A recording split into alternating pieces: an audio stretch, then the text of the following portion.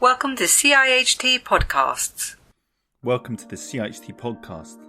The coronavirus pandemic has led to a huge drop in air pollution.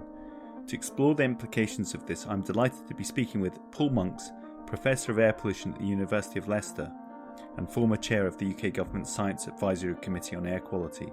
Paul, welcome. Can you tell us what's happened to air quality in areas affected by COVID-19? Well, what we've seen really globally is a huge drop in air pollution, because essentially what we've done is we've turned off some of the major sources of particularly nitrogen dioxide. Where nitrogen dioxide comes from in the main is places like road transport and industrial combustion. So in a way, we're carrying out this unprecedented global experiment in turning off air pollution. What specifically are we seeing in the UK in the current situation that we face? So what we're seeing at the moment in the UK, and it's fairly early on, is actually substantial reductions in air pollution. If we compare across a number of our major cities, London, Edinburgh and Bristol for the moment, we're seeing at least 50% reduction in some of those air pollutants compared to the same time last year. It's interesting to note, though, across the whole of the UK, that pattern isn't consistent, which shows you the way that air pollution works. But again, really, the UK seems to be following that global pattern of shutdown, reducing air pollution as the number of cars on the streets and vehicles on the street reduce significantly. And could you elaborate on the sort of benefits to the planet and to people of lower nitrogen dioxide emissions?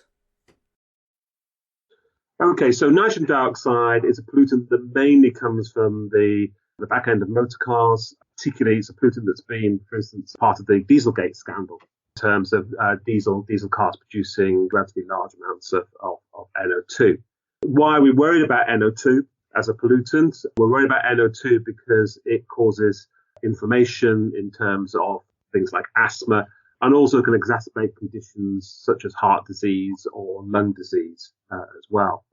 It's not only the primary effects of NO2 that we're worried about, it's also can, through chemistry, form another pollutant called ozone, this time ozone near the surface, not ozone higher up in the atmosphere, which is good, which is another pollutant. So actually it's quite an insidious molecule, and one that has been quite difficult across many parts of the world to reduce in recent years. What's the scale across the globe of the burden of poor air quality?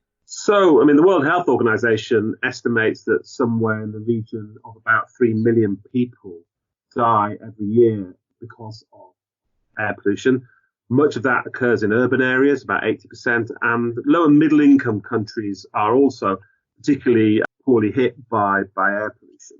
So it really is in itself a global problem, and the World Health Organization has it as one of the top 5 global health risks. Obviously, it has an effect on people's respiratory systems. Does this mean that people who have lived in areas where there's been poor air quality, that they'll be more at risk of COVID-19? So that is a really interesting question. So, I mean, what we've got to remember about air pollution is it has 2 effects. It can have a short-term effect, exacerbation, or it can have a longer-term effect that leads to mortality.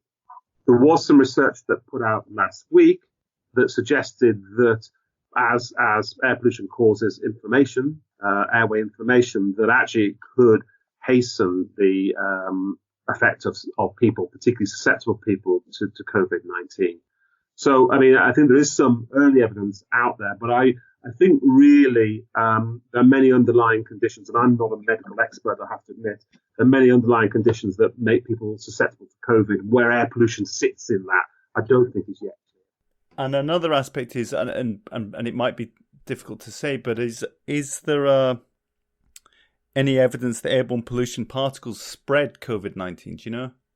So that's a very interesting question about whether particulate matter can carry viruses and bacteria.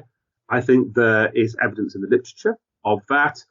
We do some work here at Leicester that looks at particulate matter and whether it is a vector, whether it can carry bacteria in particular. And what we found there is that it can. So I would again, and I'm more guessing, if you will, it does seem credible that is the case. But again, what we're talking about with COVID-19 is the aerosolization of a virus. So whether air pollution really makes that travel far and wide is an interesting question. And I think that's the edge of my expertise. And looking sort of forward, hopefully, obviously at some point things will improve. And what changes to business and working practices will come out of the current situation that could help us move to a lower carbon economy, do you think? This is clearly a terrible pandemic, and we've got to balance that here. But really, what we're seeing is maybe a bright future, of what we can achieve in terms of reducing air pollution. Now, in particular, what we may be looking at is if we were to decarbonize our transport, and in a sense, maybe I'm talking about moving to electric vehicles there in the main. You could see that if you turned off those road transport sources of particular NO2, and it would reduce particulate matter as well, you could see globally now through this experiment the sort of reductions that one could actually see.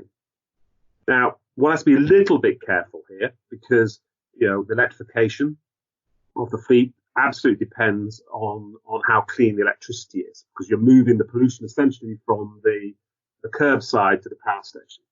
But also, if we decarbonize our power generation, we could be looking at what could be achieved. So I think that there's probably a silver lining in this, in terms of at least being able to see that there could be a bright future with respect to air quality. We could see what can be achieved if we do have large scale action to turn off some of the main sources of air pollution. And as the former chair of the UK Government Science Advisory Committee on Air Pollution, do you feel that the current policy actions by government in the UK are promising to address air pollution going forward? So the government at the end of last year published the Clean Air Strategy. I think in that document you can see some genuine ambition in terms of air pollution. It's starting to engage sectors such as agriculture, which have been areas that needed to be looked at for a while. It's setting some ambitious targets in terms of air pollution reduction and when. I think one of the questions always in this area is how fast is fast enough when air pollution has a detriment on human health. But there is, in my view, within the Clean Air Strategy, a great deal of ambition from the government, and that's going to be coded into the upcoming Environment Bill, which is was being put together until recent events. Thank you for listening to the CIHT podcast. That was an interview with Professor Paul Monks from the University of Leicester.